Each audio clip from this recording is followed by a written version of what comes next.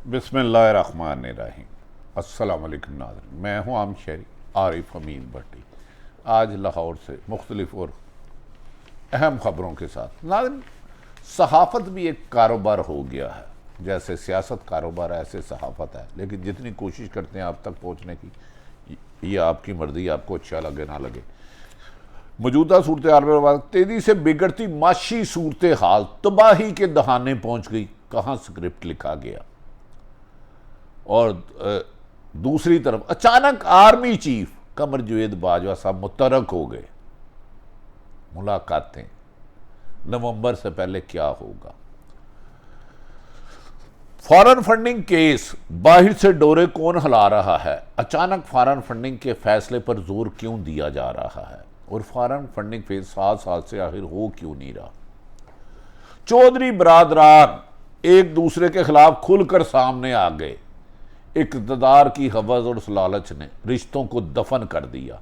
धोखे और फराड ने सच और ईमानदारी की जगह ले ली। जालसाज कब्जा मुफ्त पाकिस्तान पर छा गए। सियासतदानों के कोलो फेल के तजाद मुल्क को माशी तबाही के दहाने ले आए। लेकिन हर कोई सिर्फ दूसरों को गाली देकर अपना फर्ज पूरा कर रहा है, अपनी इस्लाह नहीं कर रहा।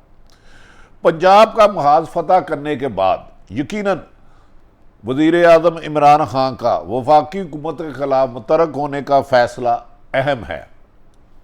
इमरान खान को एक एनर्जी मिली जब उनकी वफाक में हुकूमत ख़त्म की गई, तो उसके बाद वो मुतरक हुए और उन्होंने इसके बाद काफ लीग को अपने 166 के 176 176 होने के बावजूद काफ लीग को वजारत आला दी।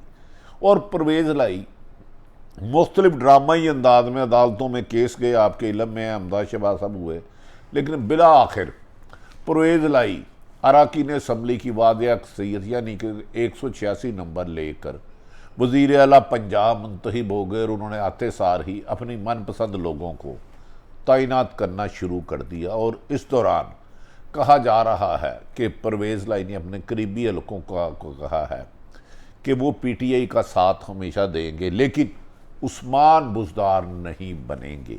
अब फराह पंजाब में उस तरह प्रोटोकॉल नहीं ले सकेगी, लूट मार नहीं कर सकेगी जैसे उस्मान बुज़दार साहब के साथ मिलकर करते रहे। लेकिन इमरान खान, नाज़रीन, मौजूदा सूरत हाल में 14 जमातें मिली, लेकिन इमरान खान पुरअज़म रहे, मुतरक रहे और डगमगाए नहीं, अपने मिशन को जारी रखा। अगर उनकी जमात में उन जैसे कुछ लोग होते तो बहुत बेहतर होता। लेकिन इस वक्त इमरान खान पाकिस्तान के मकबूल तरीन लीडर हैं, और लेकिन पाकिस्तान की सूरत हाल हर आने वाले लम्हे में बदलती जा रही है। गैर मुल्की साजिशों से लेकर अंदरूनी साजिशें मुल्क को स्टेबल नहीं दे रहे। और माशी तबाही के साथ साथ सियासी बदहाली का भी है। सिर्फ हुकूमती और इत्तेहादी जमातें एक दूसरे पर करप्शन के इल्ज़ाम ले जा रहे हैं, लेकिन पाकिस्तान को बेहतर करने की कोशिश अमलन होती हुई नजर नहीं आ रही। नाज़रीन, इत्तेहादी हुकूमत ने वफाक हाथ से जाता देखकर एक बड़ी अचानक और चालाकी से चाल चली। जब वफाकी हुकूमत को अंदाजा हुआ कि इमरान खान को कुछ लोग दोबारा MQ और बाप पार्टी दे सकते हैं, इस पर वफाकी हुकूमत के नवाज शरीफ, शहबाज शरीफ, आसफ अली जरदारी, मौलाना ने गेम खेली और गेम ऐसी खेली कि वो गेम अच्छी रही। इत्तेहादी हुकूमत देकर अचानक PTI के 11 अरकान जिन्होंने खुद इस्तीफे दिए थे और उसे कासम सूरी साहब ने तस्लीम कर लिया था, उनमें से 11 लोगों के इस्तीफे अचानक रातों रात मंजूर कर लिए और मंजूर कर लिए इस्तीफे खुद दिए थे। और इमरान खान ने कहा था वो इम्पोर्टेड हुकूमत ने उनके खिलाफ साजिश की है, लिहाजा मैं इस असम्बली में नहीं बैठूंगा, तो लिहाजा इस पर PTI का एतराज़ नहीं बनता, खुद दिए हुए इस्तीफे मंजूर किए हैं। सवाल तो यह है कि PTI के 130 के करीब अरकान असम्बली में खड़े होकर इस्तीफों का ऐलान किया था, तो अब इस पर PTI के दीगर लीगों को यह नहीं कहना चाहिए कि हम हाई कोर्ट में जाएंगे, सारे क्यों मंजूर नहीं किए। अगर कोई बदनीति नहीं तो स्पीकर कौमी असम्बली तमाम इस्तीफे इकट्ठे मंजूर क्यों नहीं करते, उसकी नाज़रीन वजूहात बताते हैं। मौजूदा हुकूमत शहबाज शरीफ और उनको इतला मिली थी कि MQM और बाप जमात के 11 अरकान इनके साथ आ सकते हैं और इमरान खान दोबारा वफाक में भी हुकूमत बता सकते हैं, और इसकी पसे पर्दा कोशिश हो रही थी। लेकिन साजिशी अनासर इस मुल्क में बहुत गालब आ गए हैं। सच बोलना आपका जुर्म बन चुका है, हक़ाइक़ से पर्दा उठाना आपकी सज़ा बन चुकी है। इसीलिए इन्होंने हुकूमती इत्तेहादियों ने एक चाल चली, 11 अरकान असम्बली के इस्तीफ़े मंजूर कर लिए गए और कुछ के चंद दौर में कर देंगे। अब अगर इमरान खान ने हुकूमत में आना है तो ना वो MQM अगर आ जाए तो वो हुकूमत नहीं बना सकते, बाप आ जाए तो नहीं आ सकते, राजा रियाज समेत पहले ही मुनर्रफ हैं। तो अब इमरान खान को मौजूदा असम्बली में वज़ीर आज़म बनने के लिए पीपल्स पार्टी या नून लीग से इत्तेहाद करना ज़रूरी होगा। लेकिन वो बज़ाहिर यकीनन वो नहीं करेंगे, जितनी उनके खिलाफ इख्तलाफ है। लेकिन काफ लीग में भी परवेज़ लाई को वो डाकू कहते थे, आज उनके वज़ीर आला हैं। लेकिन बज़ाहिर हुकूमती साजिश ये कामयाब रही कि अब एक तो उनसे 10-12 लोग नाराज़ हैं, राजा रियाज एंड कंपनी, और 11 लोग ये साथ भी मिला लें तो 172 नंबर नहीं हो सकेंगे। लिहाजा अपोजिशन ने ये पत्ता अच्छे मौके पर खेला। लेकिन इमरान खान का अज़म नाकाम नहीं हो रहा, इस बात पे उन्हें काबिल तहसीन कहा जा सकता है। नाज़रीन, असल में प्लान तो यही है कि किसी ना किसी तरह ज़्यादा से ज़्यादा वक्त लिया जाए और अपोजिशन मैंडेट का रास्ता रोका जाए। दूसरी जानब फॉरेन फंडिंग के केस में चाय की प्याली में तूफान लाने की कोशिश की जा रही है। अचानक पूरी इत्तेहादी हुकूमत, उनके जमाती रातों रात फॉरेन फंडिंग केस करने का फैसला लाने पर जोर दे रहे हैं। यहाँ तक मरीम नवाज साहबा ने फरमा दिया कि अगर फॉरेन फंडिंग का केस ना आया तो वो चीफ इलेक्शन कमीशन के दफ्तर के बाहर एहतजाज करेंगे। चंद दिन पहले चीफ इलेक्शन कमीशन की आप वकालत कर रही थी। अब इमरान खान को दबाव में लाने के लिए कि वो इस हुकूमत की, मौजूदा वफाकी हुकूमत की ख़त्म करने की कोशिश ना करें और जल्द इलेक्शन की तरफ ना जाएं, फॉरेन फंडिंग केस से इमरान खान को दबाव में लाने की कोशिश की जा रही है। जबकि इमरान खान ने कह दिया कि ये मेरी हुकूमत ले ली तो मैं दबाव में नहीं आया, अब अवाम मेरे साथ है, मैं इनके हथकंडे नाकाम कर दूंगा। नाज़रीन, दूसरी तरफ अचानक गैर मुल्की मीडिया भी मुतरक हो गया, आर्मी चीफ साहब भी मुतरक हो गए। यहाँ नज़र कुछ आता और कुछ और होता। डुगडुगी की तरह पाकिस्तान को नचाया जाता है, लेकिन बाज़मीर लोग भी हैं, मुल्क से मोहब्बत करने वाले भी हैं, मुल्क की बेहतरी चाहने वाले भी हैं, लेकिन उनकी तादाद कम रह गई है। नाज़रीन, आज इस फाइनेंशियल टाइम में पुराने हक़ाइक़ पर खबर शाया हुई है। इमरान खान ने पहले ही आरफ नकवी से फंडिंग लेने को तस्लीम कर चुके हैं। आरफ नकवी एक बहुत बड़ा माफिया का नाम है, उससे फॉरेन फंडिंग को लेना। लेकिन इस खबर को दोबारा छुपवाया गया।